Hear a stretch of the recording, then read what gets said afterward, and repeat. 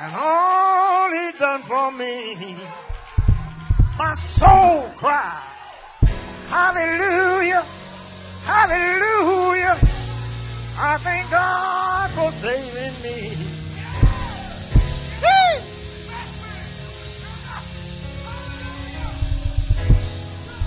Ain't he all right? He's all right, he's all right, he's all right. Hey! I got to stop acting up. You come on, son. You better come on. Yeah.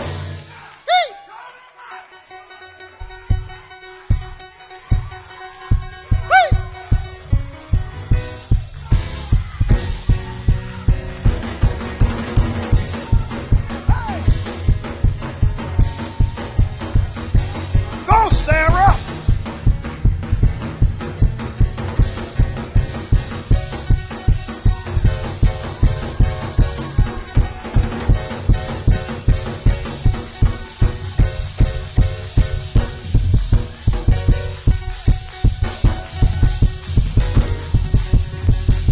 Thank you, Jesus.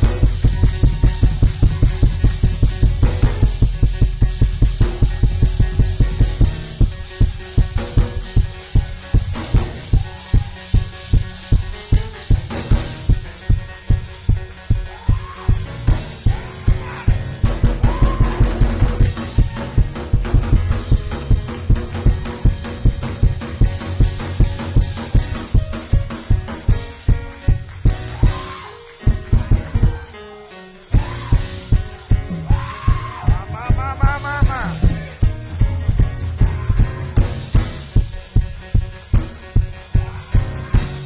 Oh, he's all right. I know he's all right. Yeah.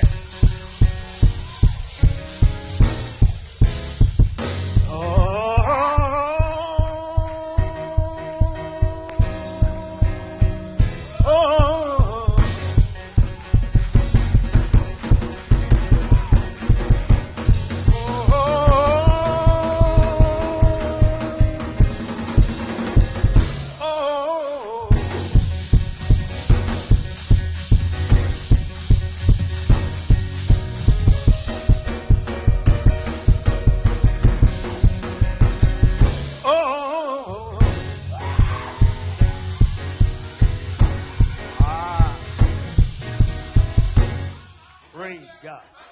Amen. Amen. Come on, Ella J. Cobb. I bring to you right now Ella J. Kyle Nicholson. Now, you know they said bodily exercise profits little. How many of y'all heard that bodily exercise profits little? But every once in a while, you need a little. That was the bodily exercise. I just needed a little.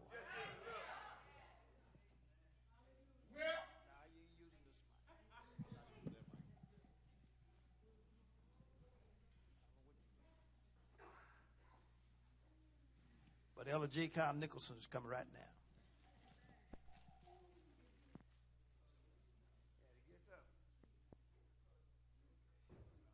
Oh, you should have told me.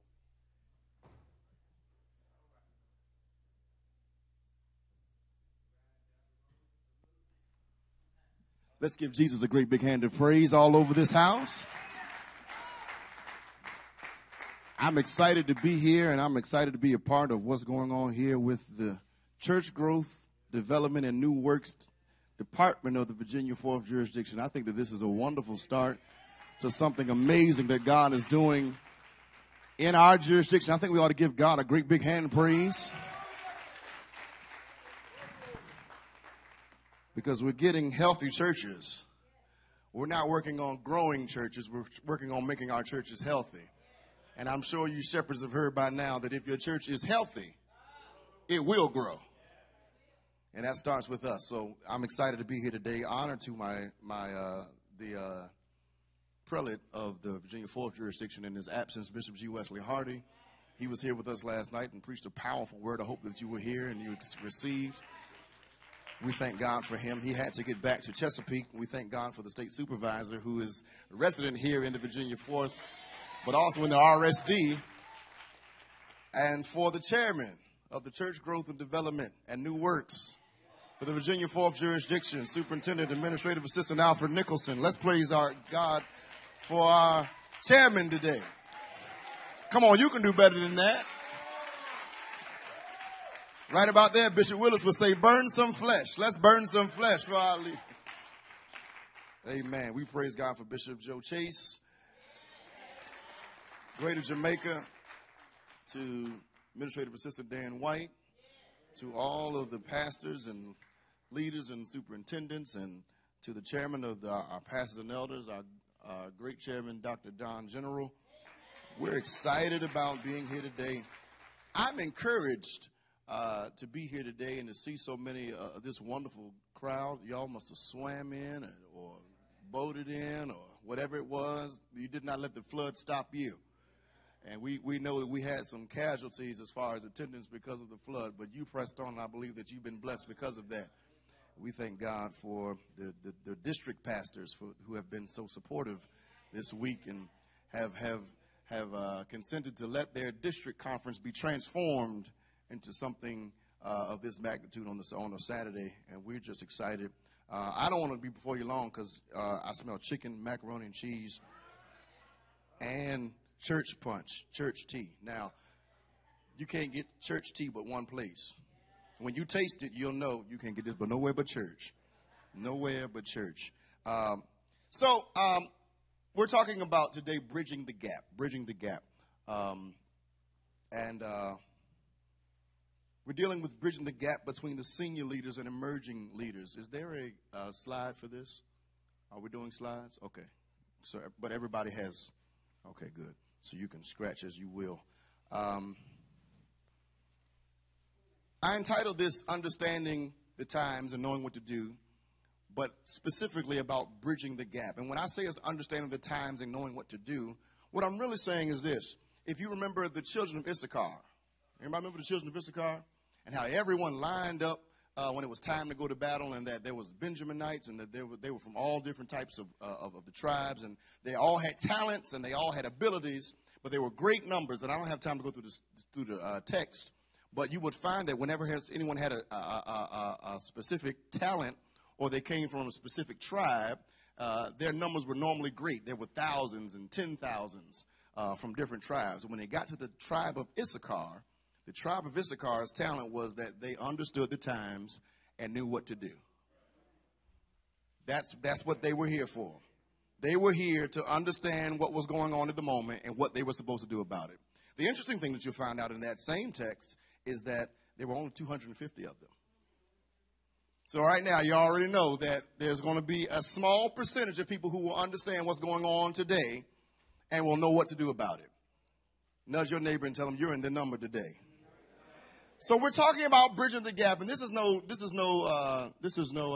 strange topic. If we've been paying attention, you'll understand that we have a lot of challenges with these, whether you like it or not. They're emerging, and they're going to lead. So we better speak into them so that we can get something out of them of value. All right? So real quick, our outline. I want to identify the generations by years and prevalent characteristics. I want to get an understanding of the misconceptions, because whenever we have a misconception, we're going to always have a problem. I want to reconsider the parameters for each generation. And then finally, I want to highlight best practices for effective bridging the gap using a biblical worldview and approach. A biblical worldview and approach. Now, I don't normally put this much information on a slide, but because I'm getting ready to share some information that I always get stopped and people say, could you repeat that? Could you say that again? I decided to put it on the slide. Because I don't want you to miss this information. I had a young lady who's called me several times to ask me exactly what I said when I did this presentation last time. So I made sure that I put this in place. Generational characteristics. I want to talk about the group that is born prior to 1928. They're called the greatest generation. I don't have the eyes I used to have. They are referred to by Ronald Reagan as the generation that saved the world. This is the generation that fought and won World War II. They have strong foundation in the Christian faith, and they have an utmost respect for the rules. That's called the greatest generation born prior to 1928. After that, you have what is called the silent generation, 1928 to 1945. Do I have anyone born in 1928 to 1945? We want to celebrate you today. Yeah. Amen. That Pastor Hawkins back there, he would be considered a part of the silent generation. They're the children of the Great Depression and World War II. They're known as conformists to social norms, but they have strong religious values, and they always have an utmost respect for the rules. Next is the baby boomers. I must have found them. They're born from 1946 to 1965. This is where you'll find the civil rights movement. They're the enterprising people. They're extremely hardworking and motivated by position, perks, and prestige. Loyalty to their job and retire from one company after 40 years. We're going to find one job, and we're going to work this job. We're going to get raises. We're going to be loyal to our company. And when it's time, we're going to retire, and we're going to have our 401k, and we're going to have our pension, and we're going to have our Social Security. We're going to be fine. We're fine working one job all our lives. And we hope and pray that that job will think of us the way we think of them. They're good church-going people. They observe the rules. But disagreement is often viewed synonymously with disrespect. Why? Because prior to them, no one ever disagreed with anything. So if you don't agree, then maybe it's disrespect. Got quiet in here. I forgot how. Okay, let me keep reading. Generation X. I got any? Wait, before I do it, where are the baby boomers at? So I can know. All right. So y'all gonna stay with me because I know y'all was upset about that last part, but y'all are okay. All right. Make sure y'all stay with me. All right. The Generation X is from 1965 to 1976. They're business savvy, extremely hardworking. Terms like workaholic are introduced in their times. They're the first they're the first to be used as called workaholics. First to used to describe parents in this generation. Common man entrepreneurship. This is where we meet latchkey kids. You know latchkey kids. Mommy and daddy are working, and they're gonna get home early, so they got a key around their neck. And when they get home, they gotta open the door, go inside, lock the door, go inside and call their mama and let them know what? They in the house. Yeah, and get a bowl of cereal. And don't turn that TV on till you get that what? Homework done. I figured we got this going on. That's Generation Xmas. It's two-income families. There's a work-life balance that begins to be challenged here by parents keeping up with a worsening economy. Observes the rules, but will always ask, are there any loopholes to the rules? I got the rules, but is there any way that is there any loopholes included in this? We're moving. Now, this is a new term. You probably haven't heard of this before. Zennials. They're born from 1977 to 1983. That's me. Any Zennials? Okay. Wave your hand, because we're going to need you later. It's a few of us. So the thing about Zennials is this. Oh, wait a minute. Did I shout out? Did I get the Generation Xers? Where are my Generation Xers? I'm sorry, Generation Xers. I got a few Gen Xers. Okay, Gen X. Okay. Now, my Zennials, they don't have a long time, but here's the interesting thing about them. They're the last generation to be raised without the internet. Streaming media, smartphones, these things don't exist in our time. I'm a Zennial myself, that's why I said our. They know what dial-up internet sounds like.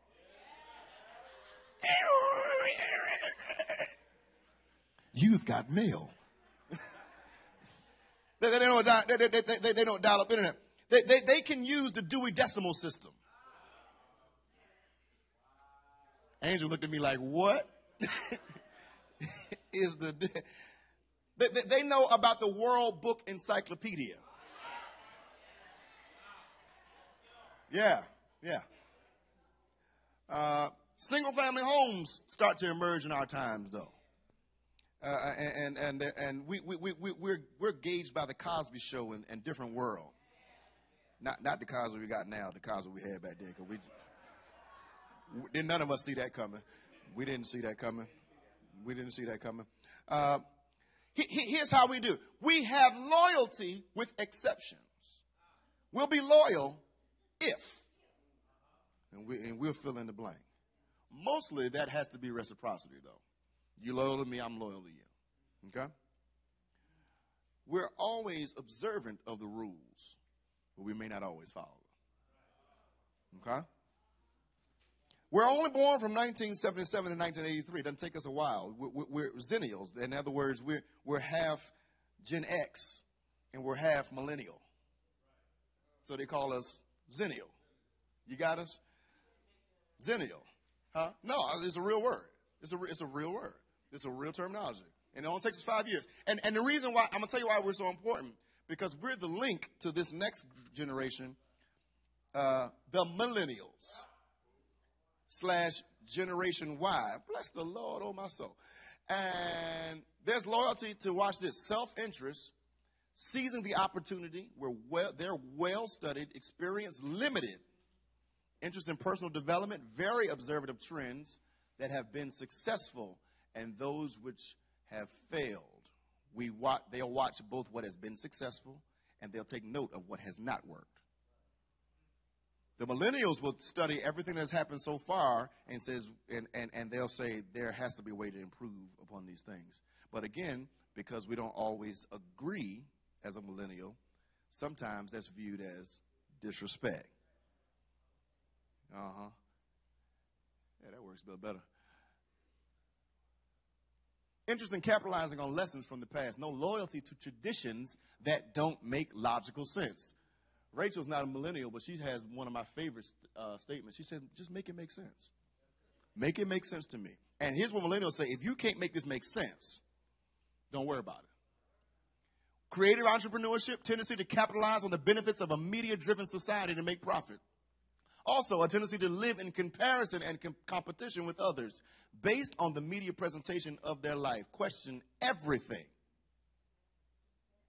In other words, tell me why. That's why they're Generation Y. It wasn't Generation Y because it came out. No, it's literally, this is the generation that wants to know why. Don't tell me what without telling me why. To shun the negative connotation, it went out there. I got that millennial out there, so we're going to call them the emerging leaders today, okay? Last but not least, we have the Generation Z, or iGen. I as an iPhone, born from 1995 and to the present, because they haven't come up with anything else yet. But these are the people who are born with a smartphone in their hand.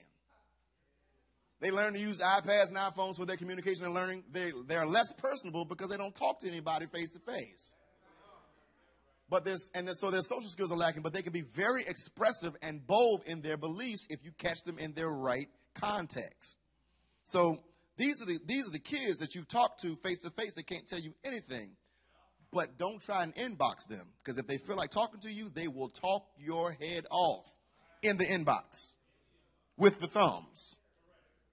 They have a lot to say, but they don't understand how to trade. Eye contact makes them nervous. The fact that Pastor Friday's looking at me and I'm looking at them you want to fight? Because anybody eye contact with me you don't have interest in me. You got a problem. That's how they think, okay? So they don't have the social skills, but they can be very expressive in both in their beliefs. Many will mean well, but watch this. Their lack of skills to communicate in a respectful manner will always hurt them, because they don't know that respect is relative. And so how they communicate is different from how most of the other generations communicate. And so they'll automatically be viewed as disrespectful. Eye contact is not a big deal for them. So the fact that they're not looking at you when they're talking to you, look at me when I'm talking to you, that Now, I know what that means. I'm a millennial. And I was raised by some baby boomers. So I know. But for the I generation, their eye contact is on their iPhone. They don't mean disrespect. It's just that that's not in their context today. Is it right? Is it wrong? That's not what I'm here to argue. I'm here to tell you that there are differences. And if we don't understand these differences, we'll always have these gaps in our bridge. All right. Okay, let's move. Generational challenges and misconceptions. Primarily the challenges that have surfaced today in our churches are between the baby boomers and the Gen Xers. The Zennials, the Millennials, and the iGens. The challenge is namely between the baby boomers, the senior leaders of the church at this point. I ain't trying to make nobody mad. And the emerging leaders, those who are being positioned to lead in the future. Because before we even said the word Jesus, look at all the differences. Before we even mentioned the word gospel or church or the kingdom of God, we've got so many different ways of how we look at things. And here's a trick of the enemy to keep us connected to what we do and what we do only, without using or utilizing or connecting to the generations before us and after us. So he keeps us divided. And as long as you're divided, we can't get anything done, because a house divided against in itself cannot stand. And so if you had 4 and 5 different generations in your church and none of them deal with each other, you got a problem, a big problem. All right. So a lack of understanding of the perspectives of the senior leaders and emerging leaders is plaguing our church. This is dangerous because transition can't be achieved unless there is common ground, step, and vision. Next slide, please. What are the differences in each value system? See, each generation has values according to the priorities of their day and the necessities to survive. And so what is valuable to one generation doesn't really weigh as much with another generation. Not saying it's right, not saying it's wrong, just saying they're different. And so you have to deal with the different value systems. Next, what has each generation seen that other generations have missed? What has each generation missed that others have had the experience of seeing? I'll never forget hearing my father, he's 69, first of all, y'all. Just 70. He's not 70 until January. Don't let him rush you. He's really 69. He is. And I don't know what that Abraham and Sarah thing happened. I don't even know what that was. That's a baby boomer thing. I hope no more babies born. All right.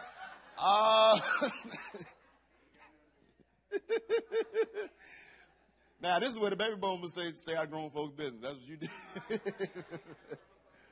But I remember hearing my father, he was raised in the country. He'll tell you that. There's nothing he's ashamed of. And he told me, he shared with me how he was raised in the country and how he picked cotton for how much? 3 cents a pound. You got a cotton shirt on, and 3 cents a pound. And on his best day, he picked 70 pounds of cotton on his best day. Anybody want to do the math on his 3 cents a pound for 70 pounds on his best day? $3.10 a day. That wasn't no $2.10 a day. How long was your day? From can't to can't. Now, most of y'all don't know what that is. Can't to can't means when you can't see in the morning to when you can't see at night. That's how long his... Now, here's the problem. I know nothing about that. Nothing except what he says. But there's value in his experience, because if I know what he's been through, then I understand what it means when I get a job making minimum wage and I'm mad because I ain't making all the money I need to make. Because he was picking cotton. He was a cotton picker.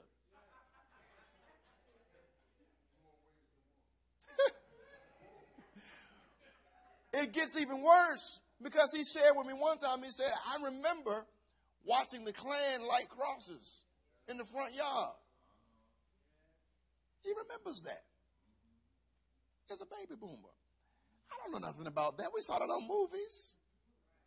He lived it for the people who he picked cotton for. You pick cotton in the daytime, but you need to be home by night. They'll be out there burning crosses. Now, that experience is valuable to me because it helps me understand his perspective. If I don't take time to hear those stories and learn what was that about? How did that happen? See, here's the thing, and I wish we had more Zennials and Millennials here, because I wish you had brought them with you. I know you probably want to bring them because they're wearing you out, but next time bring them because I want to tell them something. I need that to appreciate what I've got today. I need to know what it meant for him to pick cotton and slop hogs and chase the mule and miss a day of school because he had to do the farm hand work. And then I'm skipping classes. If you don't have an idea and a grasp on the perspectives of the different generations, you cannot appreciate them. And what you cannot, here's Bishop Otis Lockett, God rest his soul, and what you cannot respect, you cannot relate to. If I can't respect him, then I can't relate to him, so I don't have a relationship. But he doesn't know what it means, and now, I don't even have anybody here young enough for this, but he doesn't know what it means to go to school with bomb threats. Rosa does. Angel does. But none of us remember, well, no, because you're younger than me. I don't know what it means to have a school shooting. Be in the news all the time. Columbine happened by the time I was in college. But they were in high schools, in middle schools when that took place. You follow what I'm saying? And now we're just sitting around like it's a every week occurrence. What does it mean for a young person to walk into school and think, man, that kid over there, man, he looks, I don't know, man. I hate to be a prejudger. I don't want to think. He always sitting by himself. And, man, I've been on his social media page, and he's, oh, man. The kid, one of the places they actually reported the kid and said, I think something's going to happen with this kid. And they didn't do anything about it. And next thing you know, it was in Florida. And next thing you know, we got to be able to relate to each other's experiences before we can connect. See, his stressors were his stressors, and they were stressful, but my stressors are my stressors, and the other generations, everybody got a different level of stress. Same answer, still Jesus is the answer, but we got a lot of different questions. Let me move real quick. So, generational differences. What do the senior leaders want? And what do the emerging leaders want? One answer. Everyone wants respect. This is all about respect. And if we can respect each other's position, where we've come from, our different backgrounds, our different insight, our different experiences, then we have room to build bridges. Now, let me tell you why I'm qualified to talk to you about building bridges. First of all, God doesn't make any mistakes. He doesn't waste any experiences. This is a strange one, but for some strange reason, one of my years in college, while I was on summer break, me and my good buddy, Keith Harger, we decided that we were going to build bridges. Like literal, actual bridges. We were construction workers. It had nothing to do with my major, but it worked out for his because he was an engineer. I was a psychology major. Some of the psychology major hanging out. Y'all know $8.95? That toll that nobody wants to go over because it's too expensive. We were hanging off of that bridge for a whole summer building bridges. And you know what we found out? First of all, God didn't waste any experience because now I'm in 2018. That was back in 2001. And I'm building bridges for what reason? I wasn't even making enough money. But now in 2018, I realize what it takes to build a bridge. And the reality of it is this, that there's no side of the bridge that's more important than the other side.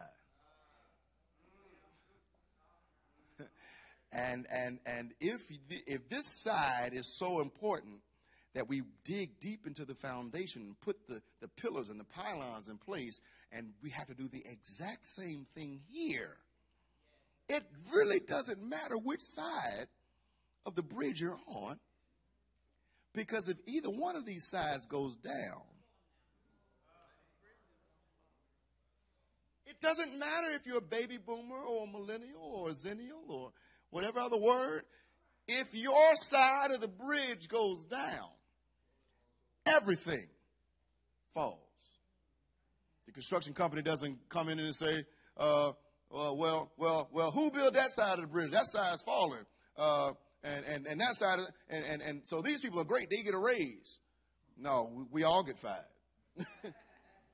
Everybody go home. They just had a bridge in Florida fall not too long ago. They didn't just come after the side that built the faulty part. The whole company. So in the kingdom, they're not just going to come after the side that built the faulty place. The whole kingdom's in trouble if we don't learn to build these bridges. Let's move quickly. So we need to establish a common ground that we need each other. Let's just get that out the way. We need each other. I know you know. Oh, we know we got all the answers, and they don't know what they're doing. And this is a new day, this is a new age, but we got it. You need each other. You need the experiences of each other so that we can move the kingdom from generation to generation. How egotistical is it of us to believe that our generation alone will be the one that will advance the kingdom of God and bring Jesus Christ back onto this earth? Wait. God knows better than that. He knows he wouldn't let one of our generations do that because we got too much in us. We'd be just stuck out. So what happens is that he uses the generations. And he uses the generations as a bridge to advance the kingdom. And so it's more like a relay race, if you will, that every generation has to take their line. And as you pass what you're going to pass, there has to be a respect and a relationship so that we can connect. And then you give me, watch this, what you got.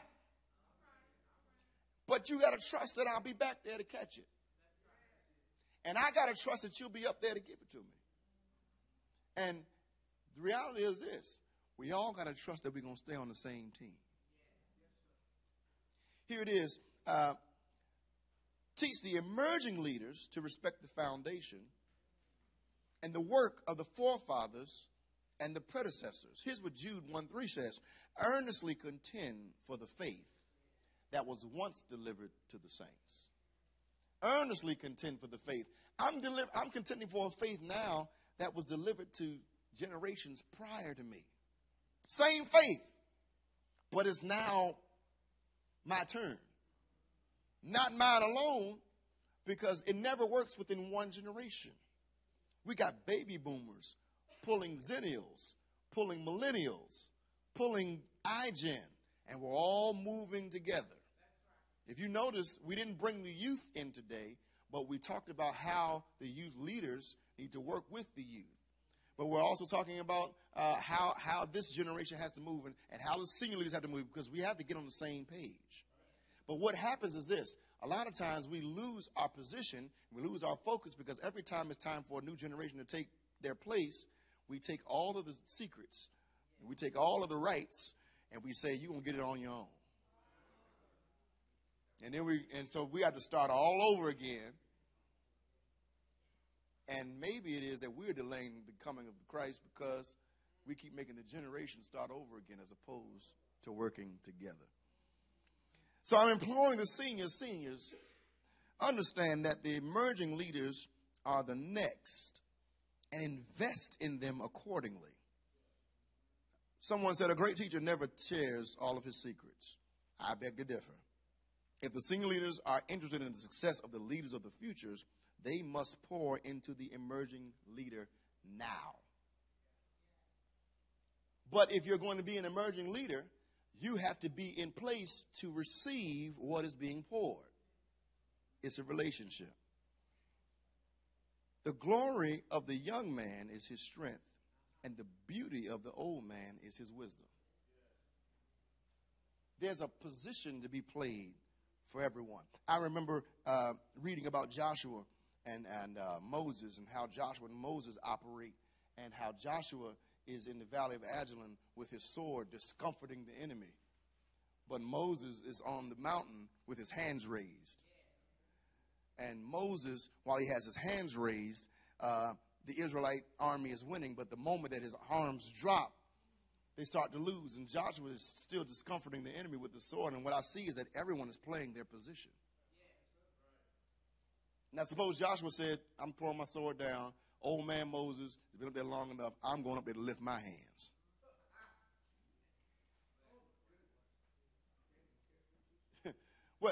What if Moses says, you know what? I got my hands lifted. And I know that works when I lift my hands and everybody's winning. But you know what I really want is a sword right now. I'm going to get down there with them. Play your position. Play your position. I got Aaron and Hur on either side of Moses who says, you know what? I have done some sword work in the past. But right now what I really need to do is make sure my leader's arms are lifted. Play your position. Stay in your lane. Because anybody moves, everybody lose. Anybody moves, everybody loses. I remember Bishop Tudor Bismarck said that what we need right now is young men with old man wisdom. What really says that I'm not going to get no old man wisdom unless I spend some time with some folks that's been here a while. The reality is this. The wisdom that we need to advance the kingdom of God is locked in our senior leaders. But can our senior leaders trust us enough to do what it is that we need to do to be in place so that they can pour? Senior leaders, let me speak to you for a moment. I want to first apologize for what it is that a lot of times we put the senior leaders through, because it's difficult. See, I understand. I watch. And here's the problem. You don't know what to do about us because you don't know what to trust us or not. Here's the problem. The postures of undergirding and overthrowing are identical.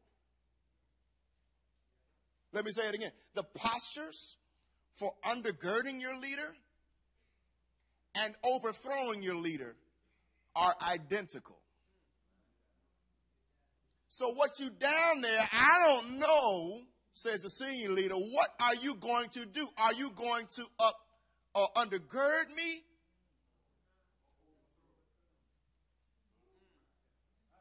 And we're so excited, we're so messed up because we don't know why you got me down there so long. But you over here trying to figure out, I'm trying to figure out what you're going to do. Are you going to undergird me? And the posture stays the same the whole time. But one flip of the wrist. So now I need to know the motive in my emerging leader. I need to know him. I got to still spend time with him. I got to pour in him. I got to connect to him. I got to know where he is, and I got to be able to trust him. And I can't trust him unless I spend time with him and I communicate with him. But I don't want to talk to him because I don't want to know my stuff because he might put my stuff out there. I seen a social media page, and I don't know what he might do, you know. I don't know if he's going to, you know.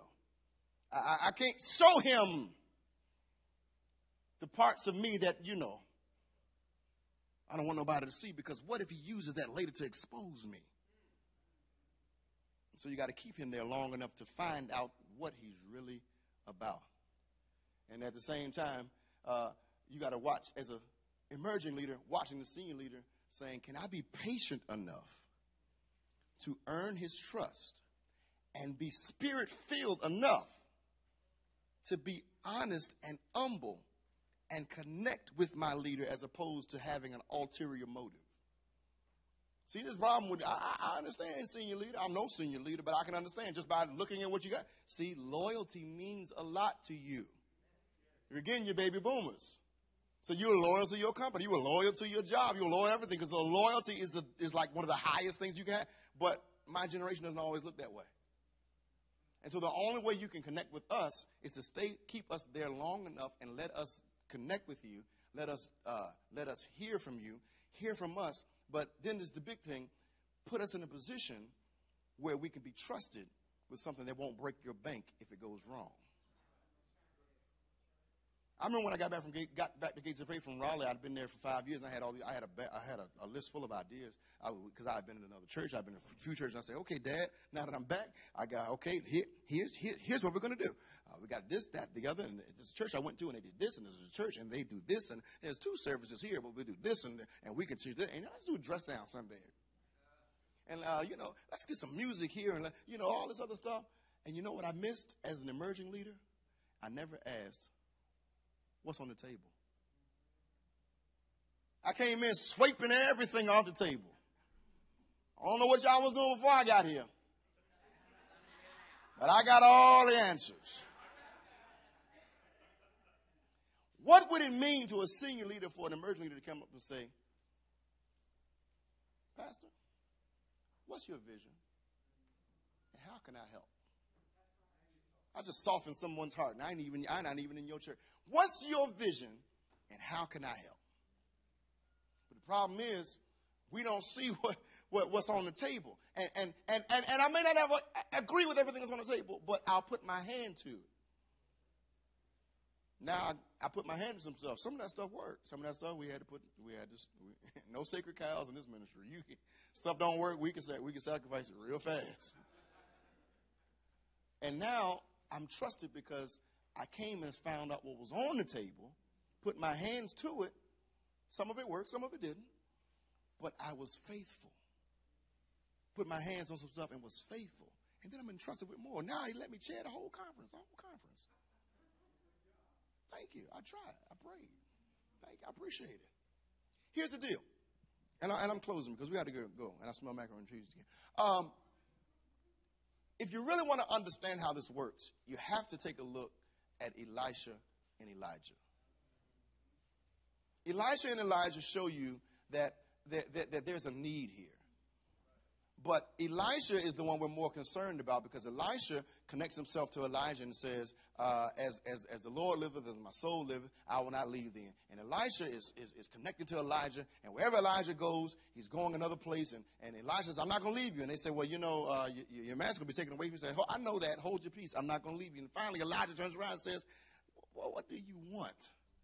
You've been with me from here to here and other way. What is it that you want from me? And Elisha says to Elijah, I want a double portion of the anointing that is on you. And Elijah says to Elisha, if you see me when I go up, and you can have. You ask a hard thing, but if you can see me when I go up. And I always, nice Sunday school lesson, I glazed over it. But then I realized a few things. Number one, Elisha is not so concerned with the mantle of Elijah. He's concerned with the man. I can't value the mantle over the man. This was never about Elijah's mantle. This was about the fact that I love this man. And I'm going to be with this man. I got his back. What he needs, I got it. As a result, when he was taken away, the mantle fell. And he got the mantle. But the problem is a lot of our young guys, they're not interested in the man. I want his mantle, though. It's the reason why we said we couldn't follow certain leadership. Junior 4th. Because we couldn't take the... All right, anyway. I don't know if we're streaming or not.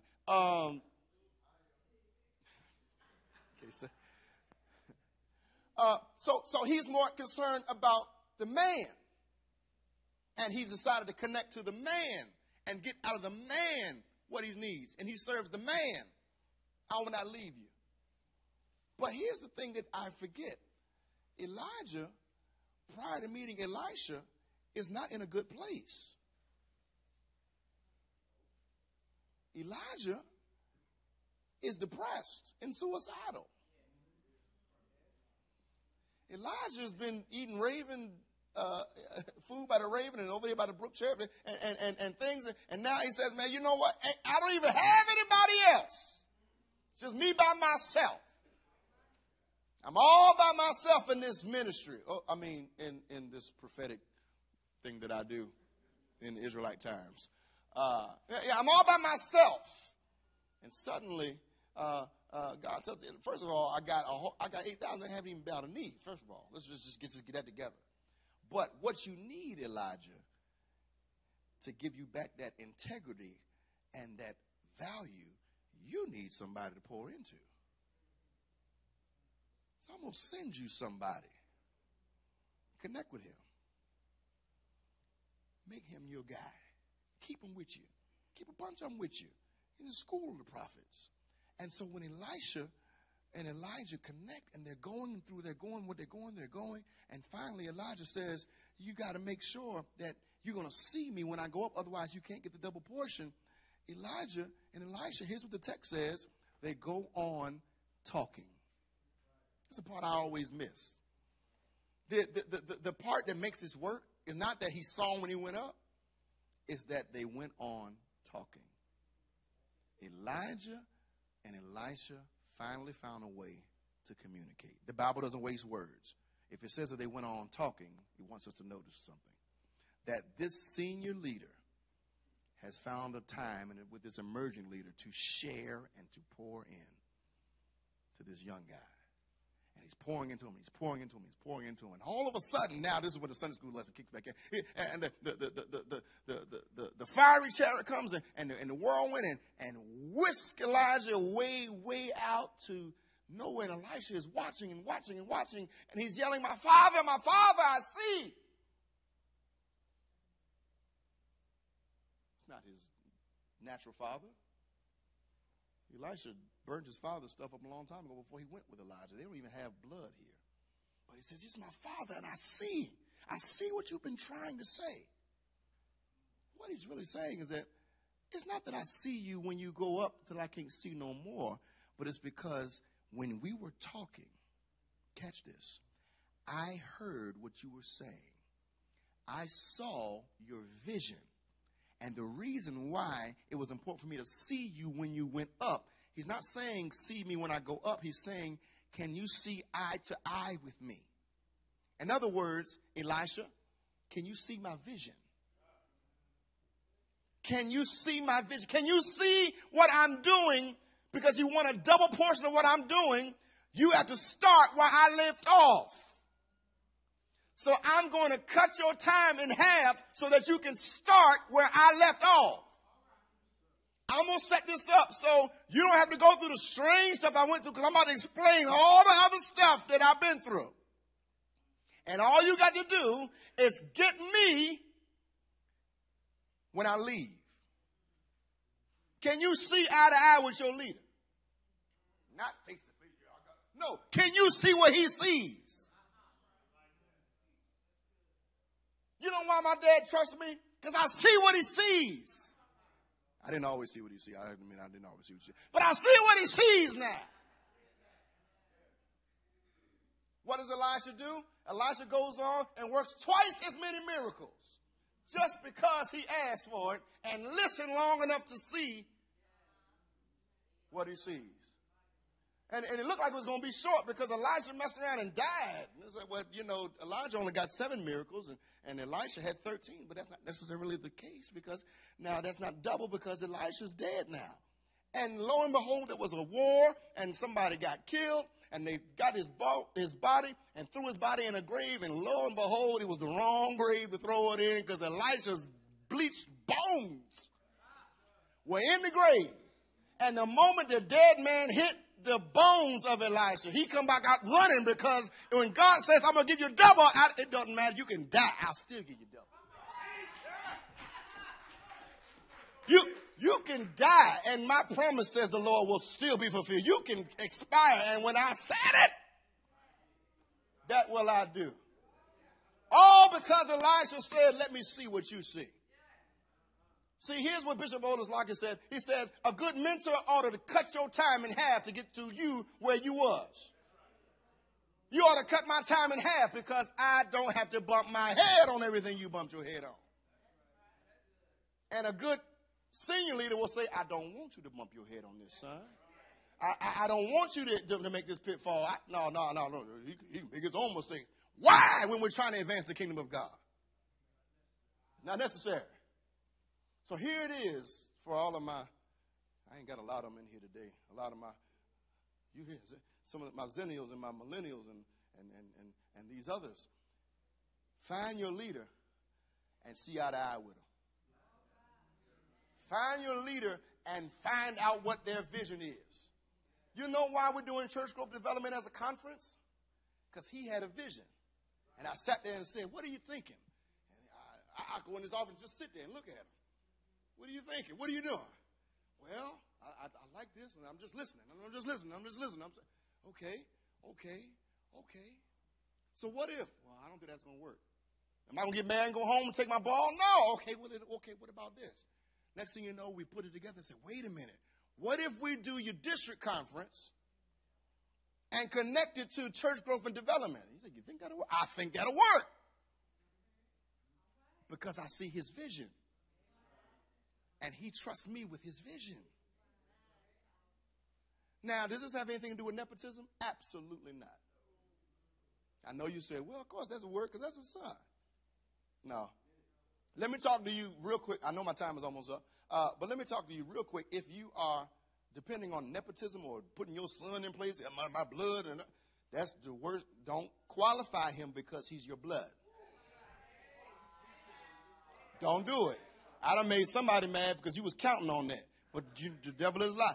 Here's the worst thing you can ever do. Count on your blood to carry your ministry just because they're your blood. And they don't have the actual credentials and the ability to perform ministry in excellence. You got to outwork your last name. I'm talking to some pastors in here. Get your sons and daughters and tell them, you better outwork your last name. Don't let them figure out that you got there and the only reason you got there because your last name is your last name. That don't mean nothing for anybody. You got to have enough work that even if your name was...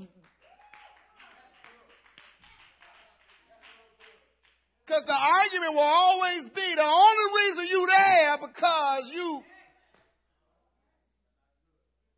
But I want my works speak for me. I want his works to speak for him. Now, he ain't going nowhere. Let's figure that out now. He ain't going nowhere. The Lord don't keep you like that and then just unplug you. No, there's greater on him. I say there's greater on him. Absolutely. You don't get pneumonia, heart attack, and cancer in the same year, be completely healed and delivered and set free because this is all you're going to do. Let's just get that out of the way. But I'm not here to take over his work. I'm here to help him with his work. I don't have a work. I help him with the work that he was assigned.